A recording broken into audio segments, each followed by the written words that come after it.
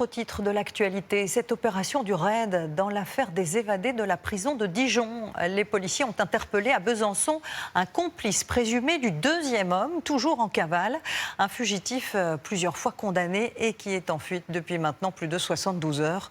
Mathias Béringer, Laurine Janson et Marie Belot. Il s'en est fallu de peu ce matin, dans cet immeuble de Besançon, pour mettre la main sur l'un des hommes les plus recherchés de France. Il est 10h30 lorsqu'une trentaine de policiers du raid intervient dans un appartement. Cette voisine a tout vu depuis son balcon. Je les ai vus se diriger en colonne avec des boucliers armés, etc. jusqu'à devant l'immeuble en face de chez moi. Ils sont rentrés. On a entendu des coups. Donc je suppose que c'est le bélier avec la porte.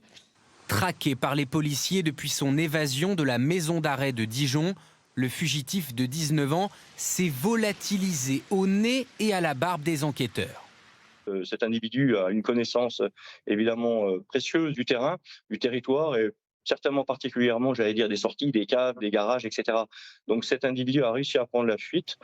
Le coup de filet aura tout de même permis d'interpeller l'un de ses proches, un ancien codétenu, placé en garde à vue ce soir.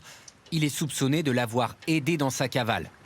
Quant à l'autre fugitif, lui aussi évadé de cette prison jeudi et interpellé le lendemain dans ce café de Saône-et-Loire, il a été présenté à un juge d'instruction aujourd'hui et devrait être mis en examen.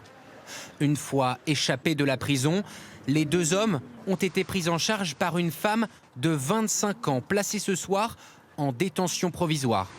Lors d'une perquisition menée à son domicile, les enquêteurs ont mis la main sur plusieurs drones.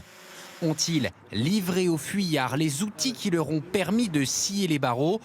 La complice présumée le réfute. L'enquête devra le déterminer.